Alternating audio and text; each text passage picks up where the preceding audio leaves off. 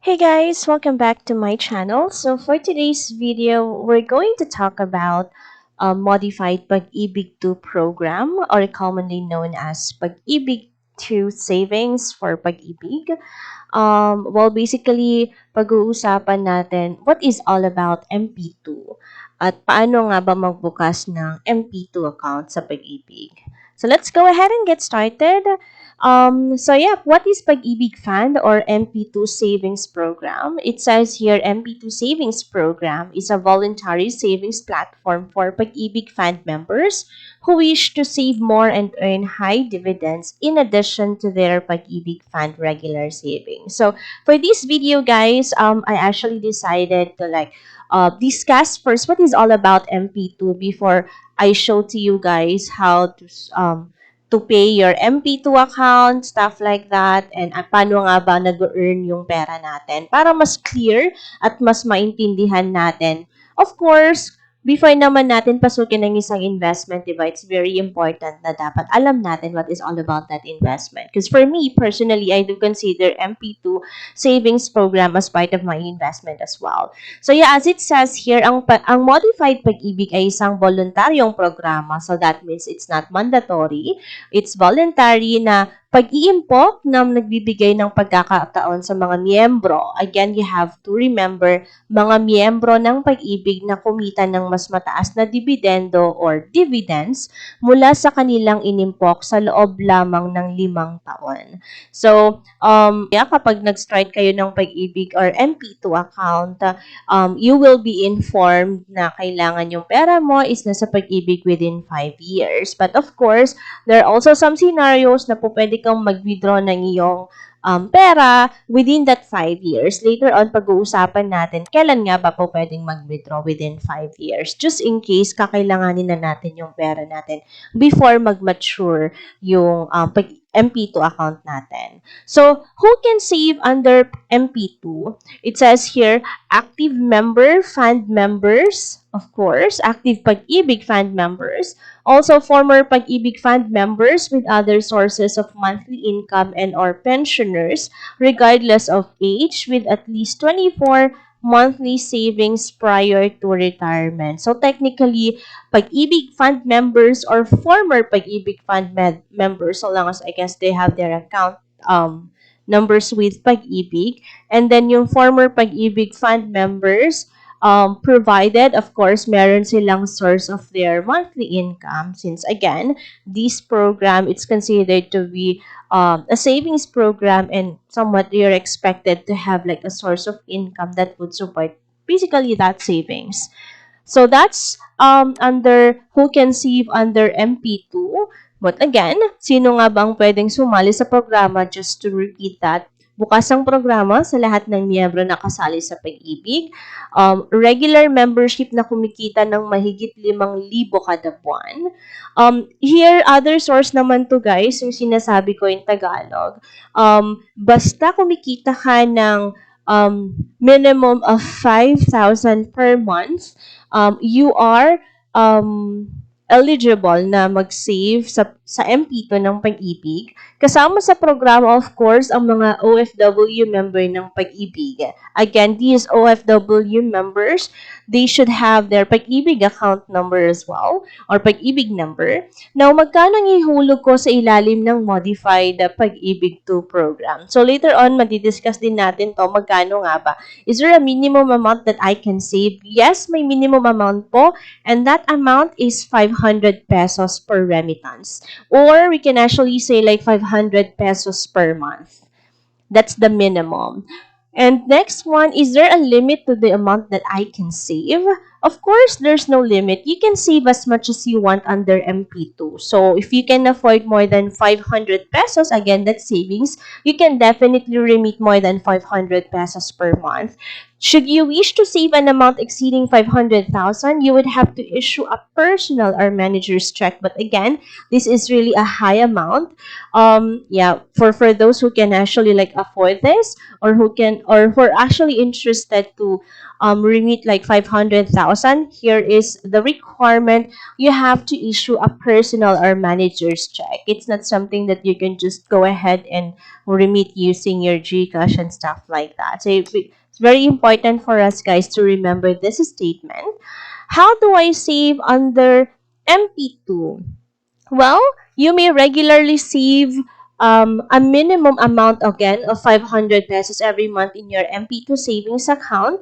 You may also opt for a one-time savings of a higher amount.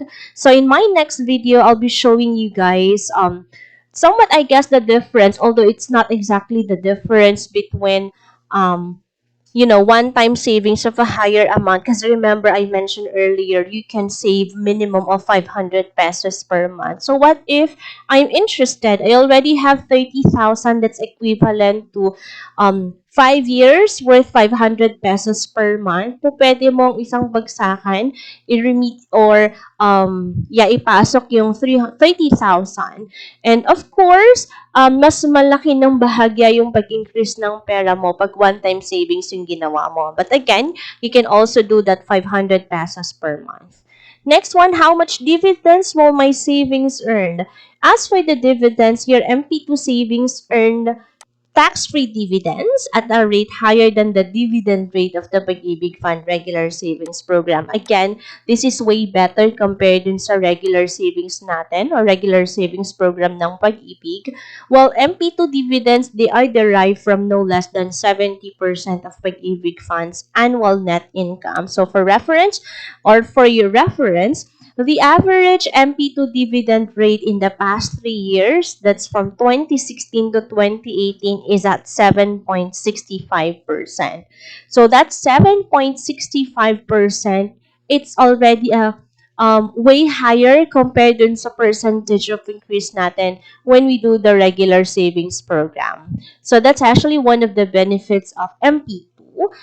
That's why for some, well, technically we consider it as an investment for us. So, again, in Tagalog, ano ang dividend rate ng inimpok sa ilalim ng Modified Pag-IBIG II? Mas mataas ang dibidendong ibinibigay sa ilalim ng nasabing programa kumpara sa dibidendo sa ilalim ng regular program o Pag-IBIG. Halimbawa, noong April 2010, this is another example, itinakda sa 5.5% ang dividend rate para sa Modified Pag-IBIG II at 5% naman para sa Pag-IBIG I. I think this is the regular savings. So, tax-free at garantisado ng pamahalaan ng impok ng miyembro kasama of course ang dividendo o dividends. Now, let's go ahead and proceed. When can I receive my MP2 dividends? So, ito yung, I guess, the increase of your money. So, you can choose to receive your MP2 dividends through any of the following options. First, upon withdrawal of your MP2 savings. So, that's after 5 years or after 5 years, that's after the 5-year maturity period with your MP2 dividends compounded annually. Or you can also choose through annual payout with your MP2 dividends credited to your savings or checking account enrolled in any of Pag-IBIG Fund accredited banks. Well, usually, we actually consider the first option. I think if I remember it correctly, because I myself, guys, I'm not really from Pag-IBIG. I'm also one of the members of Pag-IBIG na holder ng MP2 savings account. That's why I'm actually sharing to you guys what I know about the program. So, ito yung I guess by default. Just correct me if I'm wrong and feel free to ask, of course, someone from Pag-IBIG just in case. And just wanted to share that we actually have options in which I was not really informed. But yeah, the second option is through annual payout with your MP2 dividends credited to your savings or checking account enrolled in any of the Pag-IBIG Fund accredited banks. So I think you already know the list of the banks. It's on your screen. For members who opt for annual dividend payout but have no Philippine bank account, especially in the case of overseas members, MP2 dividends shall be released to them in the form of checks. Okay, so just some additional information for you guys. So this is how you can actually receive the dividends of your MP2. Now, can I reapply for a new MP2 savings account once my MP2 savings matures? Definitely, it's a yes. So once na your MP2 savings reach the 5-year maturity period, so this is already after 5 years, you may reapply for a new MP2 savings account. You can definitely do that. Now, you may also claim your MP2 savings anytime upon maturity. So upon maturity, again, we said earlier, when you enroll kasi sa MP2, that's minimum of 5 years. So, if unclaimed, so what if hindi mo na-claim after 5 years, your MP2 savings shall continue to earn dividends. So, it will continue to earn dividends. It will continue to grow. So, that's only for 2 more years based on the dividend rates of the Pag-IBIG Fund Regular Savings Program. Now, after the set period, it shall no longer earn dividends and must be withdrawn or claimed. So after another 2 years, you can also it can still earn dividends. However, after 2 years, you have to withdraw or claim your funds already with MP2. So it's very important for you to remember that one, guys. Now, can I open more than one MP2 savings account? I see some, yeah, they actually have multiple accounts. As for me, I only have one as of this moment, and that's okay. But just to let you know, guys, you can open more than one MP2 savings account. So you're allowed to open and maintain multiple MP2 savings account. Are my MP2 savings guaranteed? I think the good thing about MP2 is that yes, MP2 savings, these are government guaranteed. However, the annual dividends, it may vary depending on several factors such as Pag-IBIG Fund's financial performance. Because again, this is investment, guys. There's no such thing as guaranteed when it comes to investment. But again, this is somewhat different because it's government guaranteed. However, the percent of increase of your money, it may actually still vary. So it differs, of course. That really depends on the performance of Pag-IBIG Fund's financial. Okay? Next one, where does Pag-IBIG Fund invest money? So you might be wondering, so paano nga ba nag-earn? So basically, Pag-IBIG Fund invests at least 70% of its investable funds in housing finance as required by its charter. It also invests in government securities and corporate bonds. So these are like somewhat they call underrated investments. But yeah, this is where Pag-IBIG invests our money. That's why they're able to support that percent of increase dun sa mga pinapasok nating pera.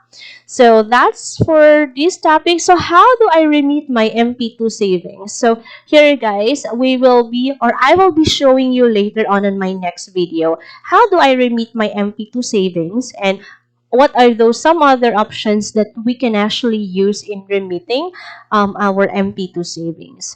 So first, when I actually enrolled, yung payment ko is binigay ko directly dun sa branch ng Pag-IBIG because that was way back 2019. But again, here you can actually do salary deduction upon agreement or arrangement with your employer. You can also go to any Pag-IBIG Fund branch or any Pag-IBIG Fund accredited collection partner.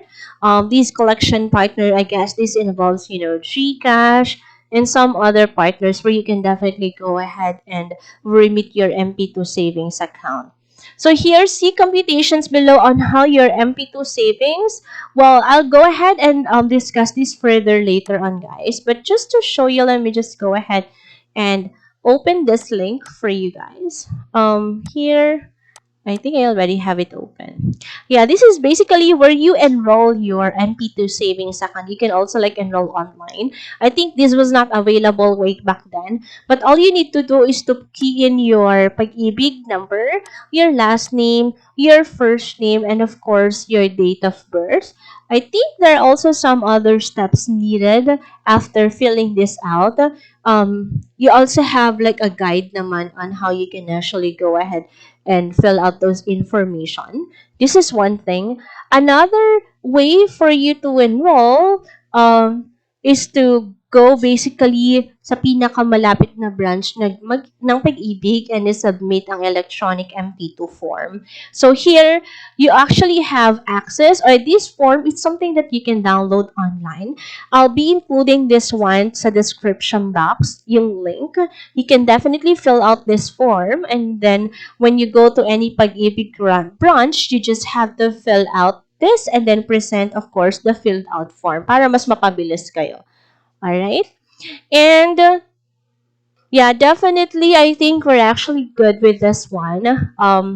Enrollment of your MP2 or Modified Pag-IBIG II enrollment form. This will be part of the links that I'll be providing after this video.